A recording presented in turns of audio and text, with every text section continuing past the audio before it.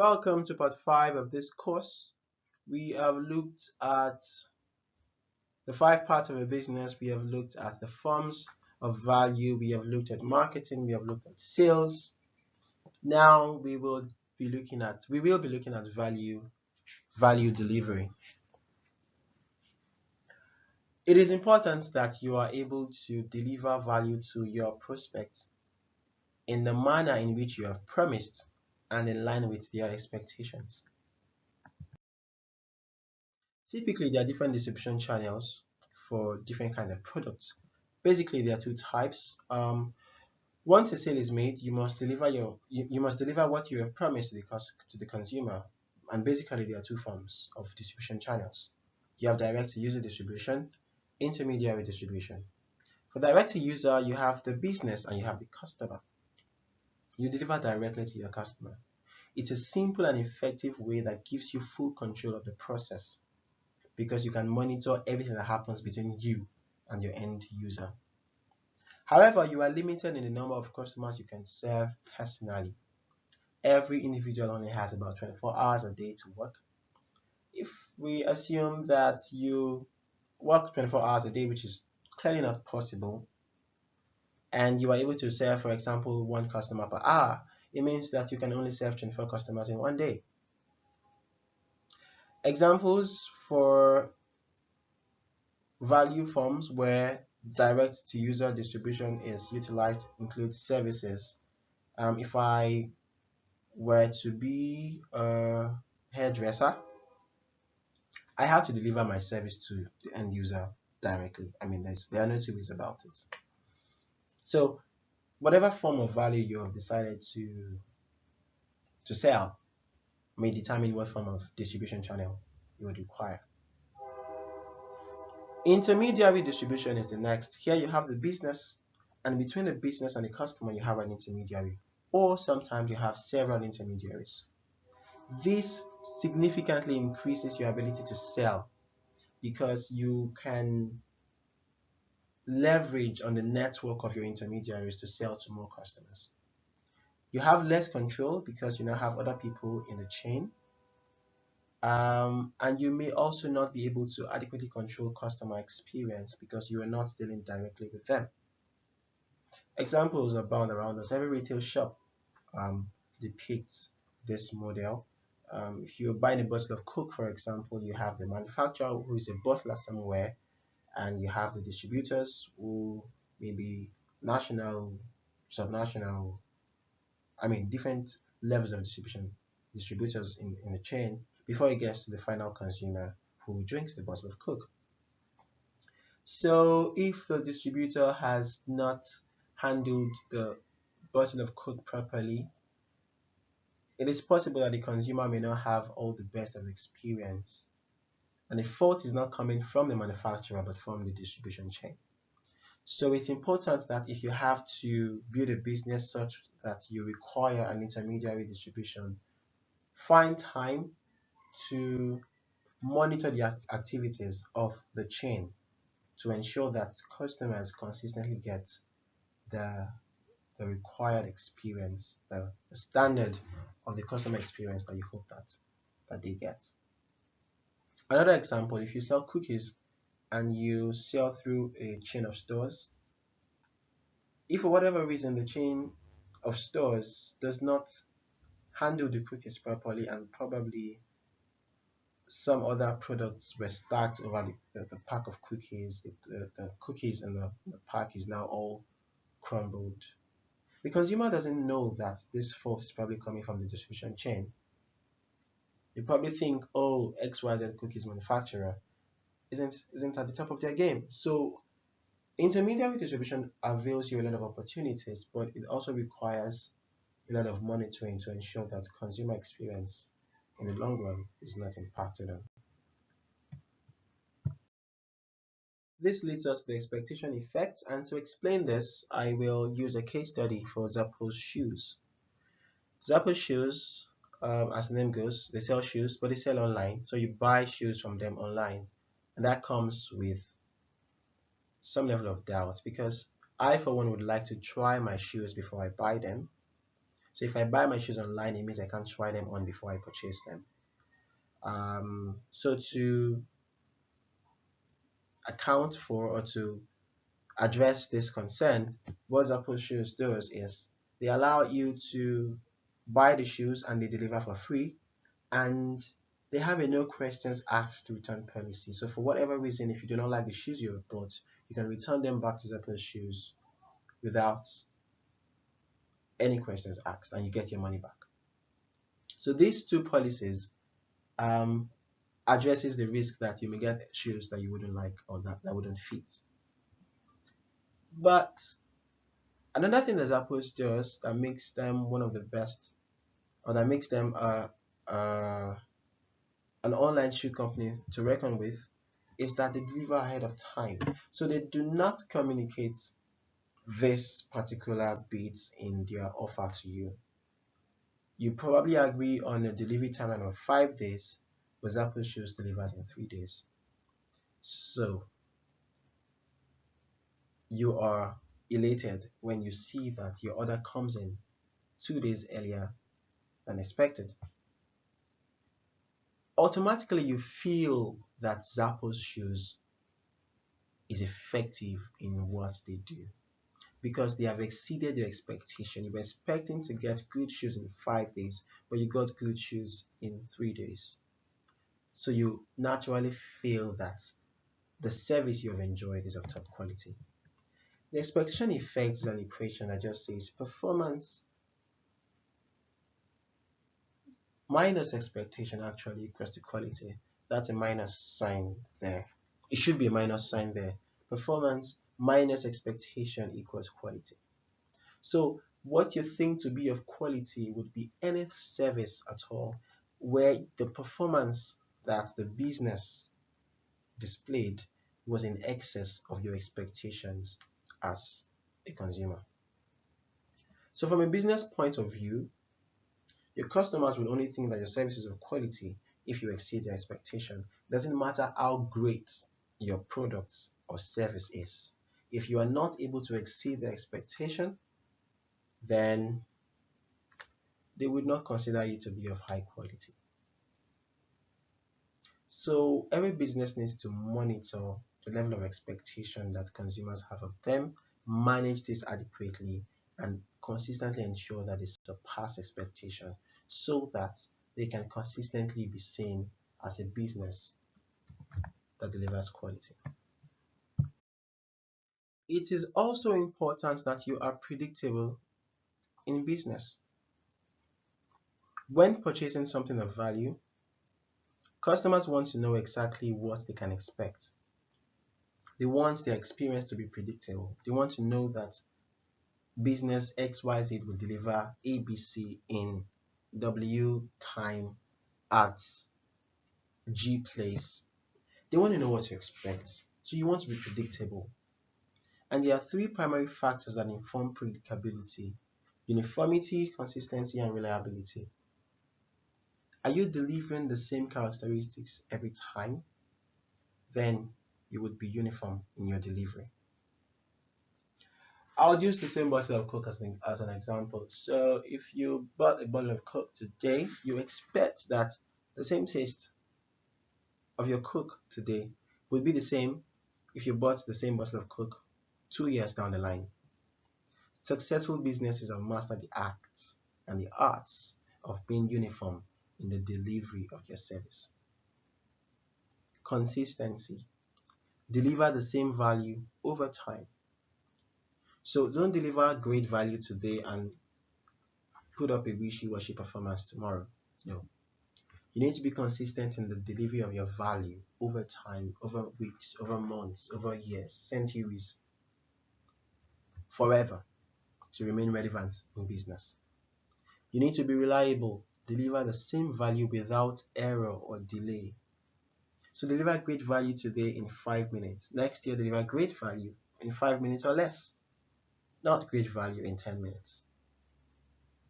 Your ability to be uniform and consistent and reliable makes the consumers predict what kind of service they can get when they transact with you, and it endears you as a business to their hearts.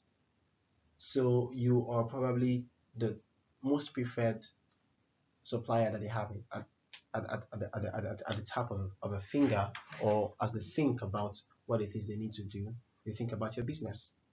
So you must be predictable. If you must change anything, then develop it as a new product. So for example, if Coca-Cola was to bring in a new variant that they believe would be better suited for the market, and that variant is called Fanta, then they must create a new product called Fanta and leave Coke as Coke. So don't change Coke into Fanta because you believe the consumers would prefer Fanta. No.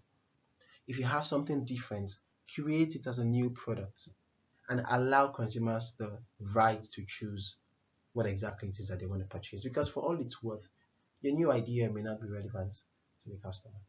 So be consistent, be uniform, and be reliable.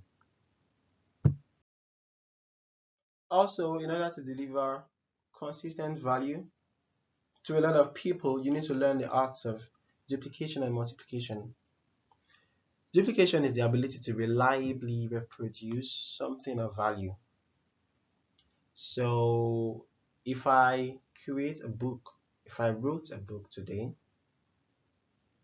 I can easily duplicate the book using a printing press. I could share this presentation in duplicated forms through the internet. I could recreate a presentation or a pamphlet by just using a copier. So if I have a book which is of value, I can duplicate it by printing more copies. That is duplication. You need to learn how to duplicate seamlessly, easily, at the lowest cost possible to be able to create the same level of value for more customers. Multiplication is your ability to duplicate an entire process or system. So if you look at an eatery chain like Sweet Sensation, for example, now they can duplicate their recipes by documenting them in brochures and stuff like that. But to create even more value to more customers, they need to multiply their operations by creating new outlets of the same Sweet Sensation brand in additional locations. So you are duplicating an entire process or an entire system or an entire business. Multinationals learn the art of duplication so well that they are able to recreate their systems, their business structures in other locations and other climes. So if you must excel in the ability to trade, it means that for you to trade effectively and to service more consumers, you need to learn how to duplicate the form of value that you have. And then whatever trading system or distribution channel or business model that you've employed in your trading activities or in your business, your ability to duplicate that entire process helps you multiply your business and gives you a more viable, profitable business. Welcome to part 6 of this course on finance. So when you look at the 5 elements, the 5 elements of a business, value creation, marketing, sales, value delivery, and then finance. Finance is the bit that brings everything together. Your ability to monitor expenses, monitor your revenues, ensure that you're profitable, keep accurate books for all your transactions. Your ability to excel in all these activities is very key to running a successful business.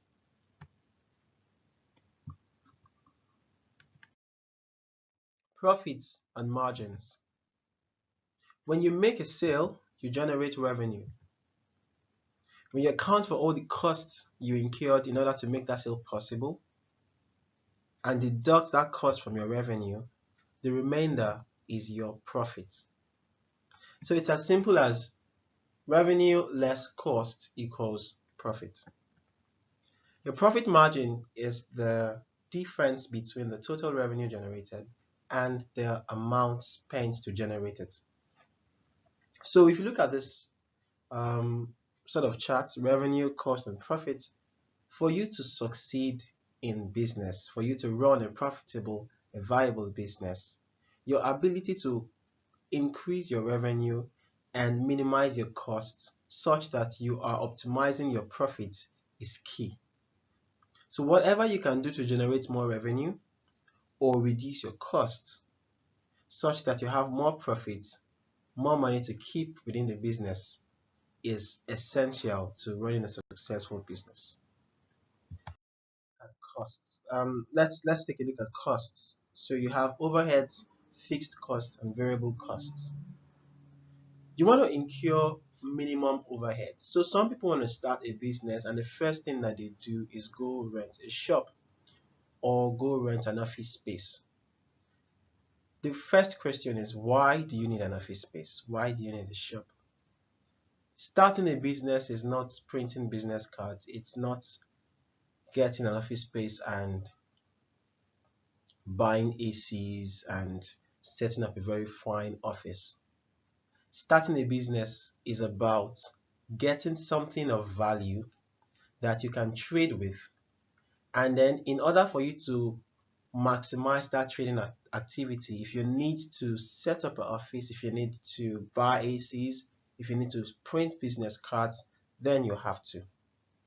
Now, the moment you get a shop or you get an office or you get a space, you begin to incur costs, whether you transact profitable deals or not. So you want to ensure that you are only incurring as much overheads as you require. Overheads include staff that you would pay, whether they work or not, so long as they are enlisted in your business, you pay them salaries. If you rent an office space, you pay an annual rent or a monthly rent or whatever the case may be. Whether you sell or not, you pay those rents. So those are overheads that you want to only incur as the need requires. Fixed costs, your rents, for example, your staff salaries are part of the fixed costs and overheads, as the case may be. But I decided to bring out overheads and fixed costs just to show that fixed costs are costs that you would incur irrespective of what your business does, irrespective of whether you are profitable or not. And then variable costs are the costs that you would incur based on your level of activity, based on your level of sales, based on your level of production, based on your level of service offerings, as the case may be. One good thing that you would do for yourself in starting a business is to account for all costs to the last penny. For example, if you want to sell clothing, an average person would say, okay, if I buy this clothing for 5,000 naira and I sell it for 7,500 naira, I would make 2,500 naira profits. But I'll ask you, what is the cost of transporting yourself to and from the market where you would buy the clothing, to and from the market where you would sell the clothing, as the case may be? Perhaps you have not accounted for that. If you need to put that cloth in a shop where you would run generator because there's no light, just so that it can be light, I mean, where there is no power supply from the national grid, and you need to run on your own personal generators, you'd buy fuel, you'd pay electricity bills, you'd pay for water, you might pay sanitation, you might pay for other utility needs that you would have with respect to having a shop or a space where it is you have one. All those costs must be factored into the cost of your business. Else, whatever profit you claim to make would be eroded by all these other costs if they are not properly accounted for. So all your fixed and variable costs, all your overheads must be accounted for to the last penny to be sure that what you're doing is profitable and you're not just running a project. Then continuously seek ways to optimize costs and improve profitability. It is until you are able to identify all the cost that is involved in what you're doing that you are able to optimize the cost. Because if you don't even know what you're spending on, then how do you know where to save? So costs are key. Costs are essential. Your ability to identify all the costs involved in your operations and your ability to manage them effectively is of essence to running a profitable business. As you run your business, it's important that you keep accurate records of all transactions and dealings. Typically, there are three financial statements that every business should keep or should prepare periodically. You have an income statement, a cash flow statement, and a balance sheet. I'll just touch on them briefly. We can discuss in detail in subsequent courses, but I'll just touch on them briefly. Your income statements essentially looks at how much is coming to your business and how much is going out in terms of costs. How much revenue are you making? How much are you incurring on costs? And how much profit do you have? If you look at what we have here, the example we have here, sample product code. So you have sales, you deduct your cost of goods sold, you have your gross profits, you deduct other operating expenses, cost of selling, cost of advertising, other commissions that you probably pay, other admin expenses like office supplies and office equipment. Then you get an operating income. Then you need to account for other non-operating income or expenses. So interest revenues, gain on sale of equipment. So if you probably own your sewing machine and you sold it in the course of your business because you bought a new one, the gains that you realized on the sale would come in as income, but not as income from the core of your business. It comes under non-operating items. If there are losses you incur for whatever reasons, you state those, and then you have your net income or your net profit at the end of the day. You can also account for taxes and levies and all sorts of regulatory payments that are required depending on the nature of your business. So your income statement shows you how much you have made, how much you've spent, and what profits you have. Next is the cash flow statement. Now, there's a difference between profit and cash. It is possible to run a profitable business but not have cash. Good example is if I sell to you on credit, I sell to you a piece of cake for 5 naira. I make a profit of 1 naira because it cost me 4 naira, hypothetically. But you haven't paid me for the cake yet because I sold to you on credit. While I would have recognized the profit in my books, I do not have the cash. So the cash flow statement allows you to track what physical cash has come into your business and what has gone out of the business.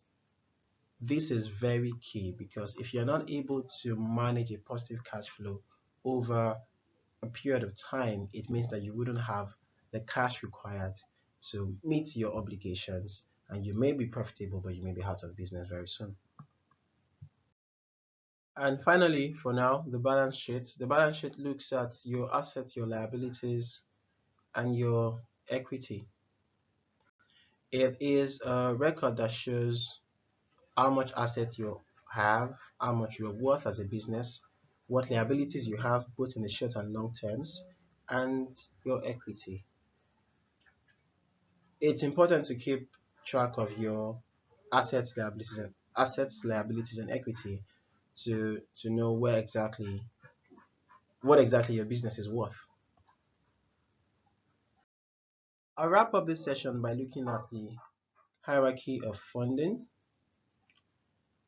Business people always require money, capital, funds to run their business, and there are various sources by which you can source for funds. Personal cash, of course, being the easiest and the least complicated of all, followed by personal loans. So some things you can do with cash you've saved up personally. When you run out of personal cash, you can get personal loans from family and friends. If you have a good reputation with colleagues, family members and friends, you may be able to get some form of soft loans for a defined period of time. Then of course you could walk up to a bank to get a more structured loan. provided your credit ratings are also good and you are able to convince the banks that you have all it takes to pay back, you will be able to get some funding via bank loans. You could also consider bonds. You could consider receivable financing. It's a structure whereby banks give you a loan, and the collateral for which the loan is backed is receivables that is expected from some of your customers. So the bank banks your receivables and then uses that as a collateral to secure whatever financing they have provided to you. You also have angel and venture capitals, which provide you funds, capital against equity in your business or your idea. And then you could as well go public and source for funds from the public by doing what we call an initial public offering, thereby allowing other parties from the public invest in your business and own a part of your business by providing funds for your business. Analyzing these different options provides you with the options available to you to secure funds, and it's also good to take a good look at the advantages and disadvantages of each form of financing or each form of funding, so that you may be able to decide or discern what works best for your idea and what exactly it is you're trying to achieve.